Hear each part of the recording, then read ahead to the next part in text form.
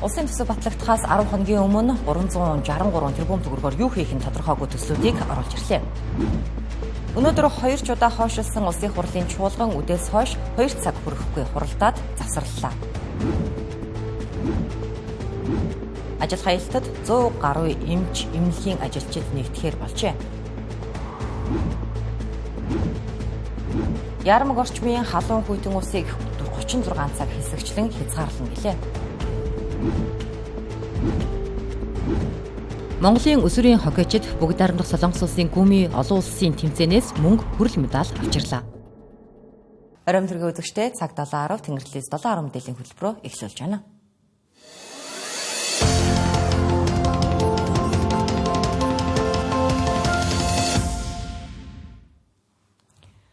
Төр мөнгөгүй биш мөнгөтэй, төсөвт орон зай байхгүй биш байсан гэдгийг төсвийн ажлын хэсгээс гаргасан шийдвэр баталлаа.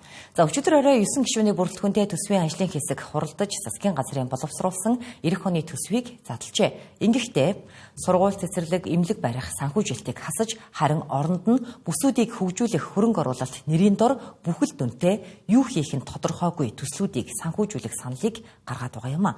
Энэ нь бүсээс сонгогдсон гишүүдийн явцуу ашиг сонирхлоос үүдэлтэй хууль зөрчсөн үйлдэл гэдгийг зарим гишүүд хэлж байлаа. Энд харагдаж байгаа 100 төслүүдийг хасаад оронд нь хэрэгцээ шаардлага өргөөж нь үл хэмжигдэх 100 төслүүдийг нэмэх саналыг улсын хурлаас байгуулагдсан төсвийн ажлын хэсгийнхэн гаргажээ. За гол асуудал нь эх оны төсвөө санхүүжилтийг нь хасахаар санал оруулж байгаа эдгээр төслүүд нь энд харагдаж байгаачлан ихэнх нь сургууль цэцэрлэг, эмнэлэг барих, цаашлаад шинжлэх ухааны салбарт зарцуулах төсвүүд байна. Тухайлбал эдээс эргэтэн шилжүүлэн суулгах төв барих санхүүжилтээс 6.4 тэрбумыг, хавдар 2 эмнэлгийг барих төсвөөс 6 тэрбумыг хасах саналыг оруулсан байх жишээтэй. За энэ мэтчлэн 28 сургууль, 6 дотор байр, 6 ихтэй сургуулийн хөрөнгө оруулалтаас 33.5 тэрбум төгрөгийг хасгаар төлөвлөжээ. Түүнчлэн 6 аймгийн дулааны цахилгаан станцын санхүүжилтээс 2.6 тэрбум төгрөгийг хасаж оруулж ирсэн байх жишээтэй. За гэсэн хэрнээ хүсчилсэн хөгжлийг дэмжих төсөл арга хэмжээнд 96 тэрбум төгрөгийг зарцуулах саналыг гаргажээ. За гол асуудал нь эдгээр төслүүд нь төслийн кодгүй аль аймгийн аль суманд хэдий хэр хугацаанд хэрэгжих вэ гэд бүх мэдээлэл нь бүрхэг байна. За жишээлбэл Ногоон хот доктортой хөгжлийн дэд бүтцийн төслийг баруун бүсэд хэрэгжүүлнэ гэд 20 тэрбум төгрөгийг тавьчихжээ. За гэтэл яг юу хийх нь тодорхойгүй байна. Түүнчлэн чухлын ирэмбийн хувьд хойш тавьж болох үйс зам барих төслүүдийг ара араас нь игнүүлэн бичжээ. Тухайлбал Ховд аймгийн төвд авто зам барихад 3.3 тэрбум. За Баян онгоор ар хангай чулуу тусам хүртэлх авто зам барихад 15 тэрбум төгрөг. За Их Тамираас Тайхар чулуу хүртэлх 3.2 км зам барихад 1 тэрбум гэх мэтчлэн авто замын төслүүдийг нэмж бичжээ. Энэ мэт 1.1 их найт төгрөгийн төсөвт өртөхтэй 111 арга хэмжээг нэмэхээр төлөвлөж, за эх онд 363 тэрбум төгрөгийг санхүүжүүлэхээр санал гаргажээ. За энэ ажлын хэсэгт орж ажиллаж байгаа бүсээс сонгогдсон гишүүдийн хөрөнгө оруулалт нэрээр тойргоо услах төслүүд гэлээ. Маш олон хэмжээний энэ шинэ төсөл арга хэмжээнүүдийг ямар нэгэн аудитын дүгнэлтгүй сангийн яамаар ч юм уу мэргэжлийн байгаар хянагдаагүй төсөл арга хэмжээнүүдийн жагсаалт орж ирж байгаа. 22 оноос хойших хийгдсэн зураг төсөлтэй ажлуудыг л оруулж байгаа. Тэгэд энэ ажил арга хэмжээнүүд нь юу гэдэг зураг төсөв гэдэг чинь магадлангаар орцсон гэсэн үг шүү дээ. Магадлангаар орцсон ажлуудаар аудит хийх гэж болно. Энд эргэлзээ байхгүй шүү дээ. Аудитын байгууллагаар баталгаажсан дүнгээсээ өөр дүнтэйгээр орж ирсэн тохиолдлууд гарч ирчээд байгаа байхгүй. Ирэх 26 онд болохоор санхүүжих дүн нь 179 тэрбум төгрөгийн өртөгтэй төсөл арга хэмжээнүүдийг Арцсан намын гишүүдийн тойрог дээр тавьж өгч байгаа юм байна. Энэ өөрөө эргээд засгийн газрыг авч үлдэх Конопны 8 цаана явсан байна гэдэг зүйлийг л харуулж байгаа, баталгаажуулж байгаа үйл явдал боллоо. Арцсан намын хувьд бол ямар ч асуудал байхгүй ба. Үндсэндээ бол засгийн газраас орж ирж байгаа 30.9 их найд төсөв дотор л багтж байгаа. Тэрнээс илүү гарч байгаа ерөөсөө зүйл байхгүй. Бүсцэн хөгжлийн нэрийн дор 224 тэрбум төгрөгийг тавьсан байна. Ерөнхий дүнгээр. Ингэж өөрөө төсвийн хууль зөрчиж ерөнхий агуулгаар тавьж болохгүй. 3 аймаг мод 4 аймаг бүсээрээ суужгаад яг ямар асуудлаа шийдэх гэдгийг яриад шийдэх төсвийг тэр бүсүүд өгж байгаа. Ерөөсөө цөөхөн идэм юм. Аранга, өвөр анга, говийн бүстэр том самууд байна. За тэгээд хөвсгөл төвийн бүс байна. Баян үлгий байна. Хасагдсан 175 дотор сургууль, цэцэрлэг, эмнэлэг, За нэг ялангуяа одоо миний хувьд бас нэлээд онцолж харж байгаа нь бол хавдрын эмнэлэг байна, эдис эргэтэн шилжүүлэх одоо төв байна. Хасах бишээ. Бид нөгөө зарлуудаас бас жижиг хэмжээний зарлууд танагдсан байгаа. Тэр ийм шаардлагатай төсвүүдийг буцаад нэмэх боломж байгаа. Иргэд эрүүл мэндийн үйлчилгээ авах, хүүхдүүд сурч хөгжөхөөс илүү бүсийн хөрөнгө оруулалт чухал мэт ийм саналыг улсын хурлаар байгуулагдсан ажлын хэсгийнхэн гаргажээ. Ийхүү эх оны төсөвт огт тусгагдаагүй байсан 111 төслийг төсвийн ажлын хэсэг гинт оруулж ирж бусад гишүүдийнхээ хүндлийг хараад байна. За энэ мэт эх оны төсвийг танигдахааргүй болтол нь өөрчилж бантанган зурж хооронд төсөв батлах хуулийн хугацаа дуусахад ганцхан 7 хоног үлдээд байна. Төсөв дагсан хуулийн төслүүдийг хилцэх ёстой байсан улсын хурлын чуулган өнөөдөр бараг л хуралдсангүй. Өглөө 10 цагт эхлэх ёстой байсан ч Монгол Ардын намын бүлгийн хүсэлтээр 14 цаг хүртэл хойшлуулсан. За ингээд 14 цаг болоход завсралгаа ахин сунгаж 15 цаг 30 минут хүртэл хойшлуулсан. За ийхүү 2 ч удаа хойшлуулсан улсын хурлын чуулган арай хийж 16 цагт хуралдаж эхэлсэн ч ажлын цаг дуусаж байна гэх шалтгаанаар 18 цагаас өмнө завсарлаа. Энэ үеэр гишүүд юу гэж ярьсныг одоо үзүүлье. Төсөн мөсөө мартчихсан уу Монгол Ардын намынхаа гэж хэлмээр байна. Ажлаа яа. Эсвэл та нар одоо ажлаа зарлаад байгаа юм уу? Нэг бол тэрийг одоо ийлхэл. Одоо энэ тагимчин 68 гишүүнээс 7 Ардын намын их хурлын гишүүн биш. Ер нь ингээд 3 дараалаад ялчаар надад хийж нохоогийн саахан гэсэн байдалтайгаар ханддсан юм байна. Төрийн дээр нам гарцсан байд юм байна. Намынхын зовлон төрийн зовлон болд юм байна. Тэгээ юу дахиж битгий сонгоор энэ ирэхгүй байгаа хүмүүсийг сонгогч хэлмээр байна. Монгол Ардын нам өглөө 14 цаг хүртэл завсарлага авсан. Завсарлагаа сунгаад 15:30 болсон. Тэгэн ч одоо яасан ийснэ ярьж хэлж энэ чуулганаа үргэлжлүүлдэг юм. Асуудал нь төсөвтэй биш юм шүү.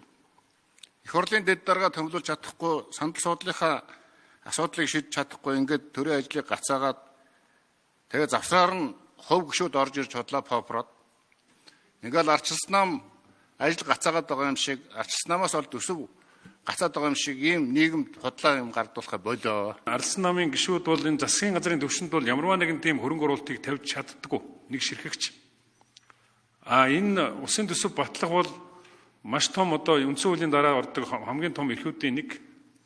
Энэ дээрээ орон нутгийн одоо нэр дэвшиж гарч ирсэн тэр хүмүүс орон нутгийнхаа хөрөнгө оруулалтын асуудлыг шийдвэж тодорхой хэмжээний хөрөнгө оруулалтыг тавьдаг. Энэ нь одоо арчилсан намын гишүүдийн хувьд бол яг ингээд тоогоор нь хэлчихээ 190 орчим тэрбум төгрөгийн одоо хөрөнгө оруулалтыг орон нутгатаа тавьсан. Энэ нь улсын төсвийн 26 онд хийгдэж байгаа нийт 5.1 их найдын дөнгөж 3.8% нь. Миний лав сууж ирсэн энэ 3 парламентын хугацаанд энэ хөрөнгө оруулалтууд нэг айхтар ус төржөөд арчилсан нам Ардын нам гэж хэд их тийм ялгараад явсан юм байхгүй шүү дээ. Тийм байхгүй шүү дээ. Хэд ялгарсан тийм юм байхгүй шүү. Арчилсан намынхныг цөөнх байх үед бид яаж хүндэтгэж яаж энэ хөрөнгө оруулалтуудыг бодлууд нь яаж явж ийла. Одоо байсан гişүүд өөрсдөө бас энийг бас шударга хэлэх хэрэгтэй шүү. Бүрдүүлж гişүүнэ. Таа ч гэсэн одоо дарга урал даргалж байна. Хоёулаа одоо 3 дахь парламенттай сууж байна. Та одоо сонгуулиор очиод энэ миний тавьсан хөрөнгө оруулалтууд энэ одоо бид нар ингэж ажилласан ингээд зөндөл юм яриад явах боломжууд гарч л байсан баг. Боортас биш тийм гэж ерөөсөй байхгүй шүү. Манан бүлэг байдгийн байна гэдгийг энэ төсөв бол харууллаа гэж хэлмээр байна. Бид нар эдийн засгийг тэлэх биш улс төрийн нөлөөлөлд хөтлөгдсөн тойргийн хуваарлалт болсон төсөв болсон гэдгийг хэлэх хэрэгтэй. Төсөв чинь өөрөө бодиттой амьдралд нийцсэн төсөв биш байхад тэгээ өнөөдөр сая ингээд нэг сөрөг хүчин хийх ёстой гишүүн нь яадгийн та нар ингэж тавьж байгаа юм чинь би ч гэсэн өөрөө энэ 200 тэрбум төгрөгийг тэгвэл тойрогтой тавьсан гэд өөрөө батлаа сууж штэ. Хилцэж шийдвэрлэх ёстой асуудлууд уул овоо шиг их байхад энэхүү улсын хурлын чуулган хуралдаж чадахгүй байна. Нэг анхаарал хандуулах ёстой сэдэв бол эмч, эмнэлгийн ажилчдын ажил хаялт. Эмч нарын ажил хаялт эх 7 хоногийн пүрэв гаргаас эхэлнэ. Үүнээс өмнө эрүүл мэндийн яам үйлдвэрчний эвлэлтэд хэлэлцээ хийж үр дүнд хүрэх хэсэг нь тодорхойгүй байна. Одоогийн байдлаар ажил хаялтад улс орон даяар 100 гаруй эмнэлгийн эмч ажилчид нэгдэхээ илэрхийлээд байгаа. Тэдний тавьж байгаа санал нь цалингаа 3.5 саяд хүрэхээс гадна эрүүл мэндийн салбарын төсвийг нэмэгдүүлэх гэлээ. Эрүүл мэндийн салбарын ажилчдын цалин 1.1 саяас эхэлдэг. Арай олон жил ажилласан эмч нар ажилласан жилийн нэмэгдлийг тооцож ихтэй л 2 сая төгрөгийн цалин авдаг. Гэхдээ ийм цалин авч байгаа эмч нар тун ховроо. Жишээлбэл Төрмөх чих амар олон эмчээр 21 жил ажиллаж байгаач 1.7 сая төгрөгийн цалин авдаг. Дээрэн гүйцэтгэлийн санхүүжилтийн тогтолцооны дагуу эмч нар үдсэн өвчтнийхөө тоогоор цалин авдаг болсон. Өөрөөр хэлбэл хэдий чиний ажил нь тэр чинээгээрээ цалинчаар болсон ч бодит байдал дээрээ санхүүжилт нь улам танагдаж байгаа гэсэн юм а. Сая намар дахиад санхүүжилтийн багассантай холбоотойгоор зарим нэг тусламж үйлчлэгчнэр бас л төлбөртэй байдлаар шилжиж явж байгаа. Тэгэхээр яг үхээр мэдээж жишээ нь манай тасгийн хувьд бол бид нар өдөр 7-8 хаалгаа ордог гэсэн бол багасаад 3-4 хаалгаа ордог болсон. За боломжтой нэг нь бол мэдээж 100% төлбөрөөр төлөөд орж байна. Боломжгүй хүмүүс зөндөө байгаа шүү дээ. Монгол улс ч эдийн засгийн хувьд ямар шухан байдаг вэ? Ард иргэдийн аж амьдрал ямар байгаа вэ? Энэ болгоныг ерөөсөө бодолцож үзээгүй энэ асуудлууд үүсэж байгаа. Улсад 21 жил ажилласан эмч 2 сая төгрөг авч байхад хэдхэн жил ажиллаж яваа эмч нарын цалин гэрэлтгүүнэ. 5-10 жил ажилласан залуу эмч нар сард 4-5 удаа шөнийн ээлжинд хонож байж 2 сая төгрөгийн цалин авч байгаагаа хэллээ. Үүнээс цалингийн зээлдээ сард 1 сая төгрөгийг төлж үлдсэн 1 саяар нь дараагийн цалин буух хүртлээр амь зоогодог гэлээ.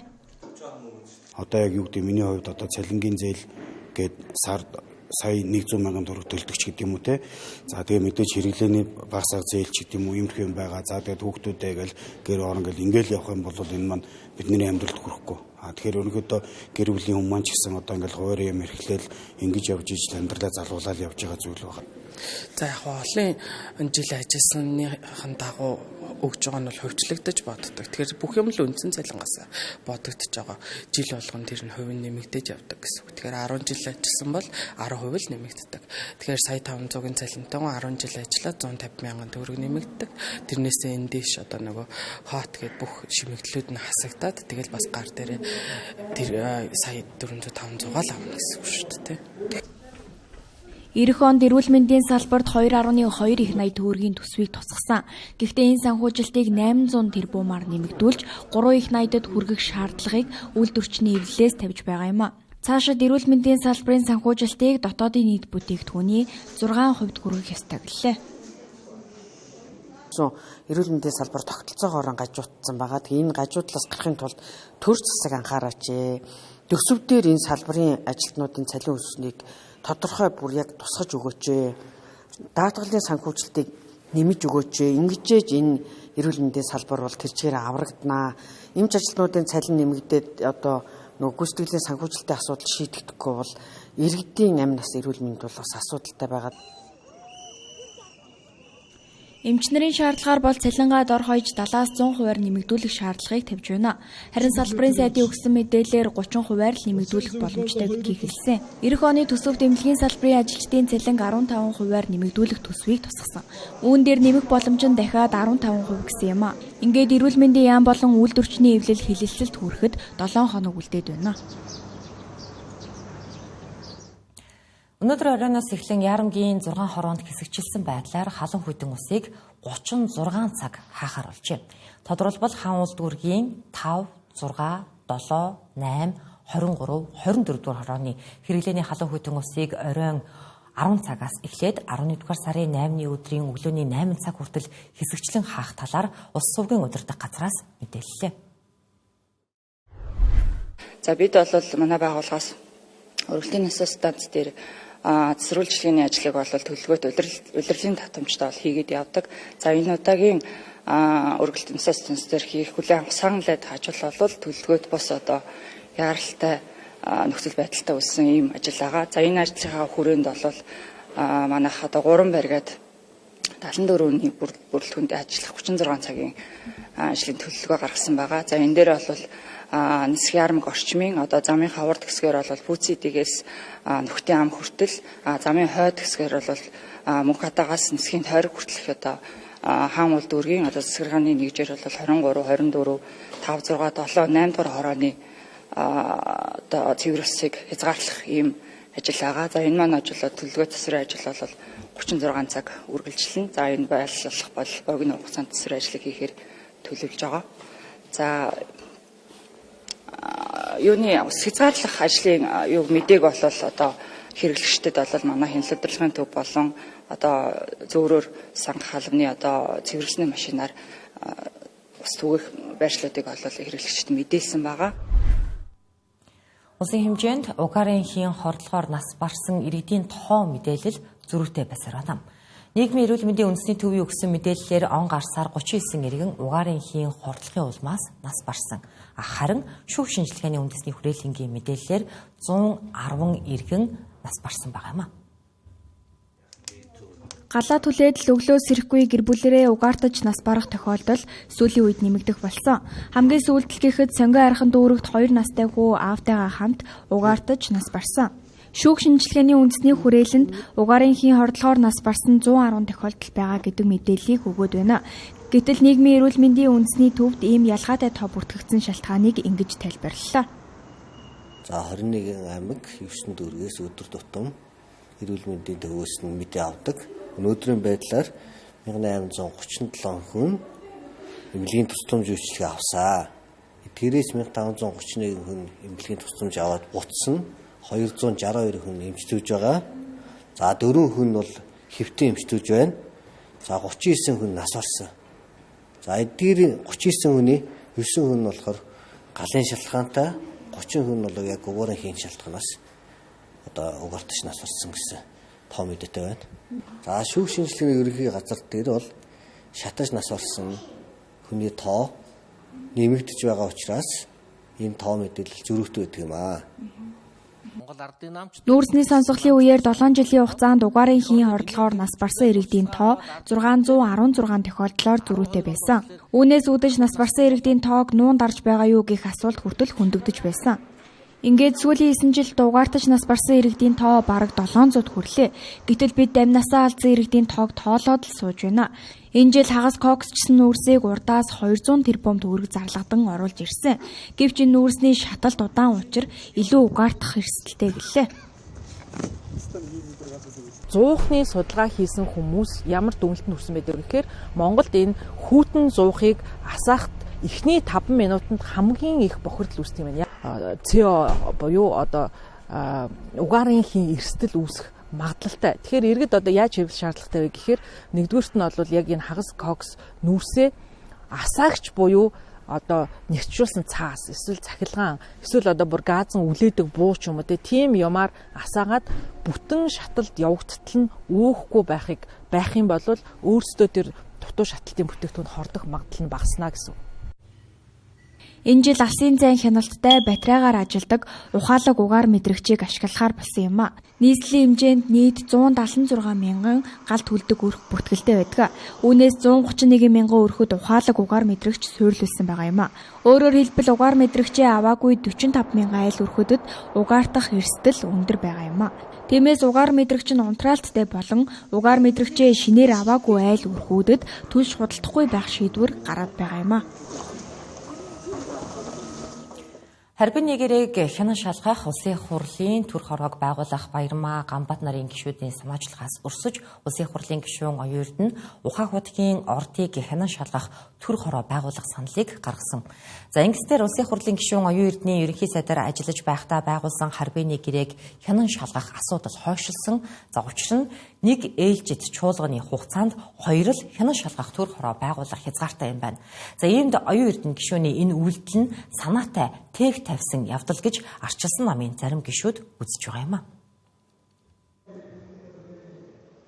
Намрын чуулга нэгээд удаагүй байхад улсын хурлын гишүүн Баярмаа Ганбатнаар өнгөрсөн авар байгуулсан нүүрс худалдаа авах харьбины гэрээний асуудлаар хянан шалгах төр ороо байгуулах санаачлагыг гаргасан.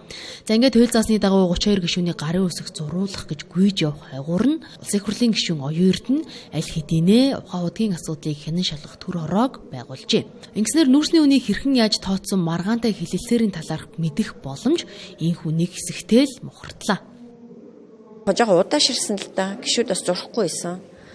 Зурна гээд амлсан байсан хүмүүс бол бас нэг бол дарамт ирж гэн, нэг бол одоо гуйлт ирж гэн, бити зураач гээд ингэсэн учраас боллоо гэх мэтээр эргэж бутсан. За тэгээд өөх гээд одоо ингээд бэлэн болгочоод явж исэн чинь яг мэдээлэл авсан л да.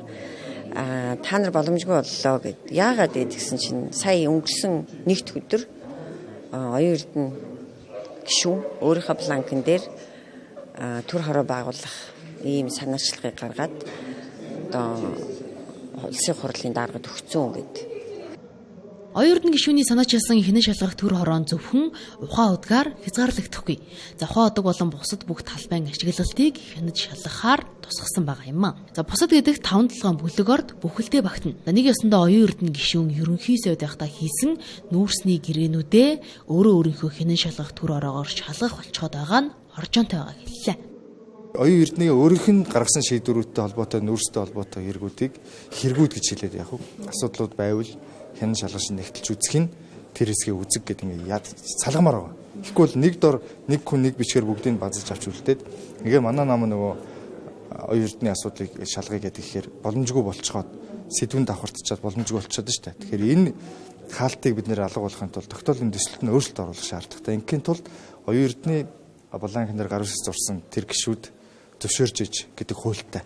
Тэгэхээр тэр гишүүд бас зөвшөөрөх хэрэгтэй. Өчигдөр Оюун Эрдэнэ гишүүний хянан шалгах төр ороо байгуулах тухай тогтоолын төсөл байнгын хороогоор дэмжигдсэн. Харин өнөөдөр улсын хурлын чуулган дээр санал хурааж шийдэх байсан ч Монгол Ардын намын гишүүдийн эрх хангалтгүй байсан учраас маргааш хүртэл хойшлууллаа.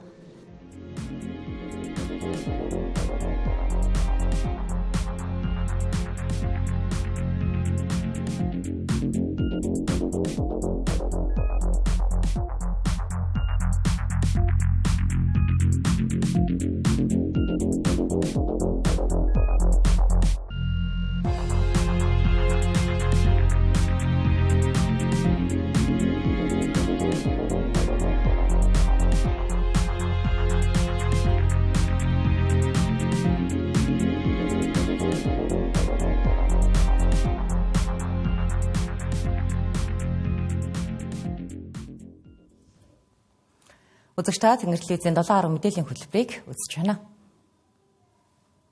Монголын хоккейн өсвөрийн шигшээ багийнхан бүгд найрамдах Солонгос улсын Гүмийн хотод болсон олон улсын тэмцээнээс мөнгө, хүрэл медалийг эх орондоо авчирлаа. Энэ тэмцээний 9 хүртэлх насныхны ангилалд 10 баг хүч сорьсноос Монголын шигшээ баг хүрэл медаль гартсан. Харин 12 хүртэлх насныхны ангилалд 22 баг өрсөлдөхөд Монголын өсвөрийн хоккейчид мөнгөн медаль хүртсэн байна. 10 дугаар сарын 30-наас 11 дугаар сарын 3-ны өдрүүдээр бүгд найрамдах Солонгос улсын Гүмийн хотноо зохион байгуулагдсан өсвөрийн хоккейн олон улсын тэмцээнд манай улсын баг тамирчид ганцэг дүүрэн амжилттай оролцлоо. Энэ тэмцээнд бүгд найрамдах Солонгос улсын томоохон хотуудын шигшээ багуудаас гадна бүгд найрамдах Хятад ард улс, Япон, Монголын өсвөрийн хоккейчид өрсөлдсөн. Улмаар Монголын 9 хүртэлх насны шигшээ багийнхан хүрэл медаль, харин 12 хүртэлх насны шигшээ багийнхан мөнгөн медалийг хүртсэн багтан амжилттайгаар эх орондоо газартлаа. Анхаа удаа тэгээ олон улсын тэмцээнд анх удаа медаль авсан. Манай багуудтай таарч тоглосон багууд ихэвчлэн хурдан, хувийн тоглолттой, хувийн скил сайтай хүмүүс. Хоккей спорт бол эр хүний спорт секундэд юу ч болж болно. Тэгээд тэр харж ижидлэн төлөө сэтгэн над таалагдаа. Өмнөхөөс илүү хичээж юу илүү хичээд тоглосон. 2 жил хичээлж байна. Манай аав хоккей тоглолт болохоор би хоккей тоглоно гэж хоккей тоглосон. NHL гэдэг лиг байдаг. Тэрэнд эхний драфтаар шигшигдэх. Манай аав маань хоккей төртөд наад хоккей тоглох гэж хэлжсэн. Тэгээд орсон шүү дээ хоккейд. Энэ тэмцээн дээр ингэж медаль авсан болохоор дараагийн олон улсын тэмцээн дээр бас медаль авах гэж бодож байгаа. Хамт тоглосон багийнханд хандаж дараагийнхаа тэмцээндээ бас ялгаарай гэж хэлье. Чингэлдээ дүүрэгт мөсөн ордон баригдсанаар хоккейн спортын залгамж халаа болох өсвөрийн тамирчдын хувьд жилийн 4 улиралд тогтмол бэлтгэл сургалтаа хийх бололцоо нэгдсэн байна.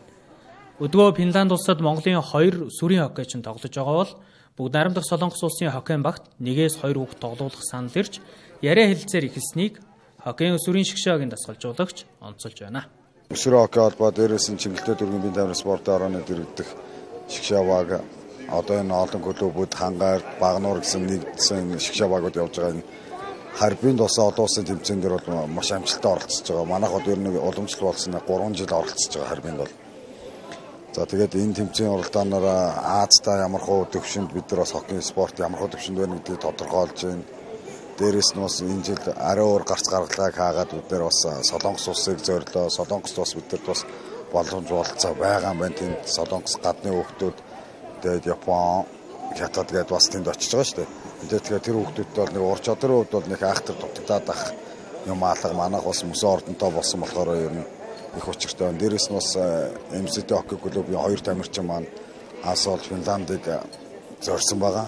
Бүр Ливанаар тамирчин болохоор зорилготойгоор тэнд цалин мөнгөд тоглолтууд хийж байгаа хүүхдийн лиг тоглож байгаа. Тэгэхээр энэ жил бол нэлээд ариун Монголын хоккейчдын хувьд бол нэлээд ариун л байна.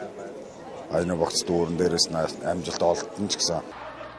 Бүгд найрамдах Солонгос улсын гүмийн хотноос хоккейн олон улсын тэмцээнд амжилттай оролцож мөнгө хүрэл медалийг эх орондоо авчираад байгаа. Монголын өсвөрийн хоккейн шгшээгийн бүрэлдэхүүнд Эрдэнэтийн хан гардулан, Улаанбаатар хотын Отхон од клуб, Багнуур, Чингэлдээ дүүргийн MCT багийн тамирчид багтжээ. Монголын өсвөрийн шгшээгийнхэн энэ оны 7 дугаар сард бүгд найрамдах Хятад ард улсын Харбин хотноо явагдсан хоккейн олон улсын тэмцээнд хүч сорж 10 хүртэлх насны ангиллаас тусгай байрын шагналыг гардсан юм. Энэ тэмцээнд Канада, бүгд найрамдах Хятад ард улс, бүгд найрамдах Солонгос улс, Монгол болон Оросын холбооны улсын баг тамирчид өрсөлдсөн байна. Тэнгэрлээс 70 мэдээллийн хөтөлбөрөө цаг агаарын анхааруулга мэдээгээр үргэлжлүүлье. За өнөө шөнөөс эхлэн цаг агаар хүүтэрч цас орж эхлэх талаар цаг уурын байгууллагаас анхаарууллаа. За эхлээд Үр хангаа, Ар хангаан зүүн, Булганы өмнөд хэсгээр, Төв аймгийн баруун хэсгээр цас орж эхэлнэ. Үргэлжлүүлэн маргаашнаас Төв аймаг Хинтийн нутгаар их хэмжээний цас орох юм байна. Тиймээс хол замд гарах гэж байгаа бол аюулгүй байдлаа хангаж, за хол ойрын замд болж өгвөл гарахгүй байхыг анхааруулж байна. Өнгөрсөн жилийн үдээд цаг агаар тогтун дулаахан байсан ч гинэт цас орж улмаар өвөлжөөндөө бууж амжаагүй байсан малчид их цасанд тарагдаж осгож гэмтсэн тохиолдол гарсан гэдгийг цагуур орчны шинжилгээний газраас сэрэмжлүүлж байгаа юм а. За энэ цаг агаарын үзэгдлийн гол эрчим нь маргааш Төв болон зүүн аймагуудын нутгийн хойгуур 7-оос 8-д шилжих шөндөө зүүн нутгийн хойгуур гараад өнгөрөх юм байна. Дашрамд дурдахад өнгөрсөн 10 дугаар сар 1940 оноос хойш тохиолдож байгаагүй 6 дахь хүйтэн сар болж өнгөрсөн байгаа юм. Монгол орны хэмжээнд дунджаар 6.3 мм хурд дундас орсон нь өмнөх жилээс 43.2 хувиар, олон жилийн дунджаас 1.5 хувиар бага буюу орчим хурд тундас орсон байгаа юм а. За агаарын температурын хувьд нийт нутгийн 97.7% нь дунджаас 1.1-ээс 6.1 градусын хүйтэн, за үлдсэн 2.3% нь дундчин орчим байжээ. За харин өнгөрсөн жилдээ харьцуулахад 4.5 хэмээн хүйтэн, олон жилийн дунджаас 2.9 хэмээн хүйтэн сар байсан тухай цагуур орчны шинжилгээний газраас мэдээллээ.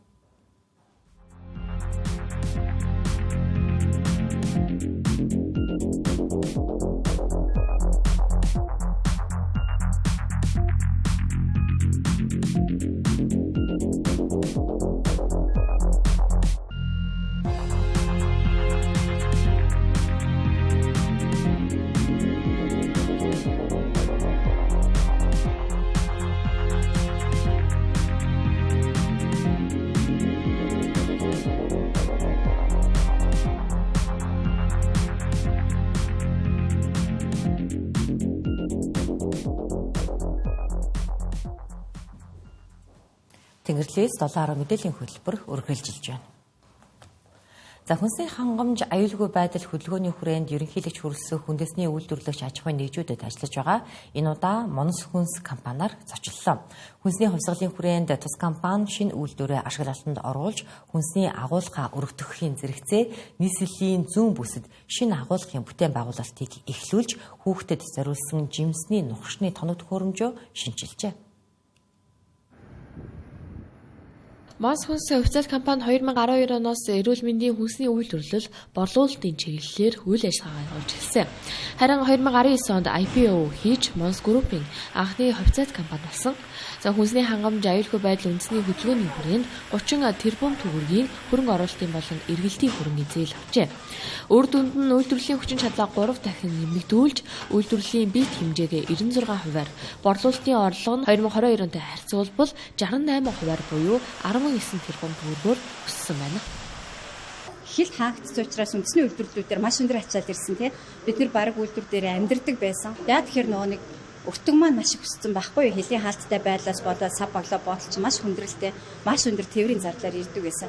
Тэгээд маш өндөр ачааллыг нуруунд дээрээ авсан үйлдвэрлэгч компаниудад ингээд 5-6% хүүтэй зээл гарч ирнэ гэдэг нь өөрөө одоо энэ бизнесийн салбарыг ингээд бүхэлдэн дэмжих аягүй том боломж гэж бид нар харсан. Тэгээд энэ боломжийг бас өнөөдөр ингээд үр дүнгийн хүрсэн маш олон компаниуд энэ бүгдээрээ маш их талархалтай байгаа. Хүнсний хангамж аюулгүй байдал үндэсний хөдөлгөөний хүрээнд 3,000 гаруй аж ахуйн нэгж 1.2 их найт төгрөгийг урт хугацаатай бага үүтэй зээл аваад байна.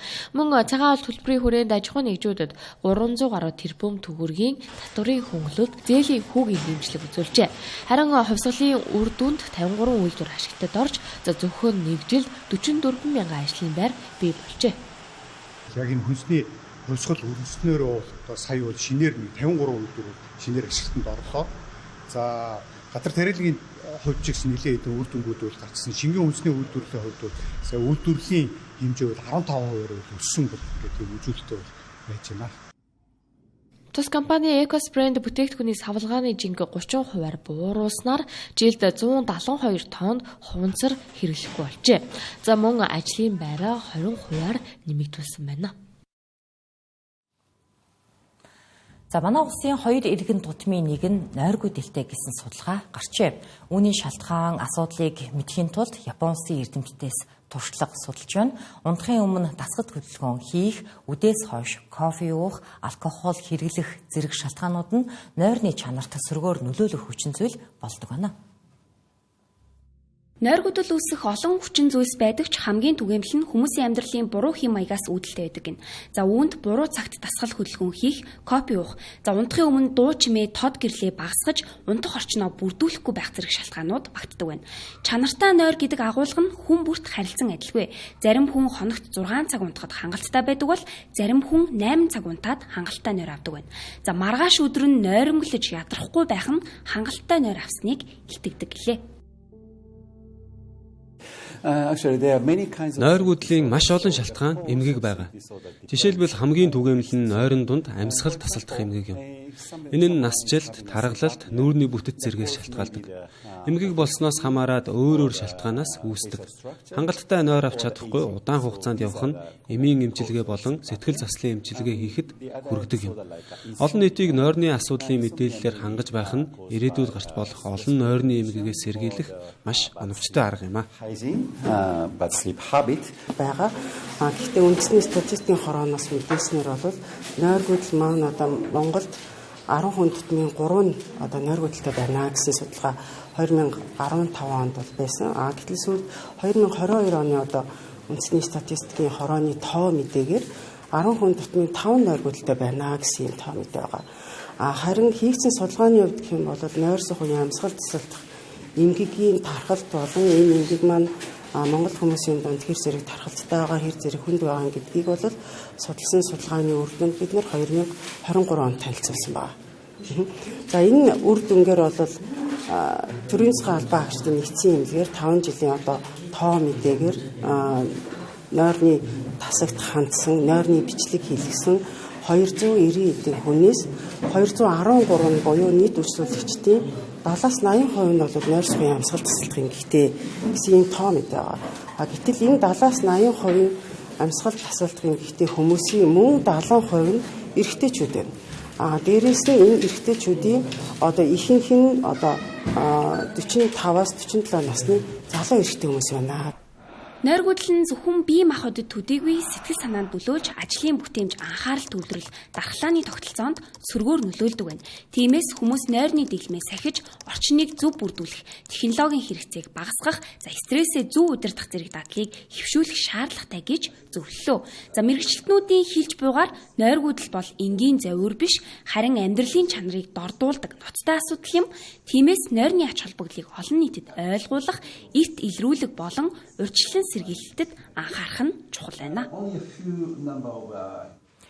Зөрчлийн мэдээллийг илгээж хянах боломжтой 102 полис аппликейшнаар зөрчил гаргасан тээврийн хэрэгслийг иргэд хянаж эхлээд байгаа.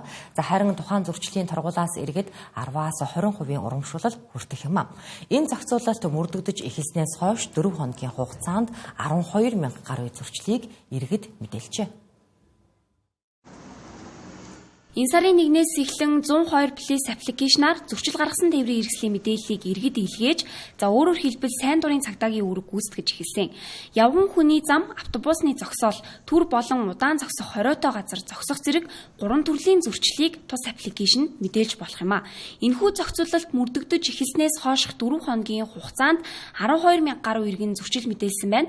Харин сүүлийн 7 хоногийн судалгаагаар явган хүний зам дээр автомашина байршуулах тохиолдол эрс буурсан гэдгийг холбогд халбанаас мэдээлж байна.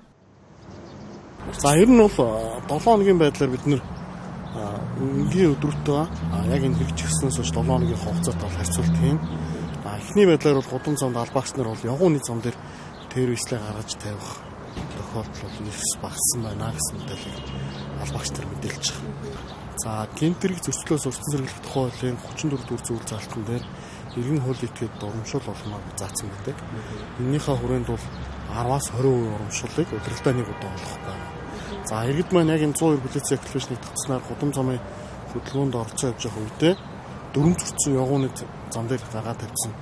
За автобусны буудлын дээр зогссон, нэгдүгээр гинэн дээр төрөө удаа зогссон гэсэн. Эдгээр 3 зөрчилтэй зөрчил бүр дээр нь урамшуулах боломжтой. Гэхдээ урамшуул нь бол яг удирдлагын нэг удаа бөөндөө орно.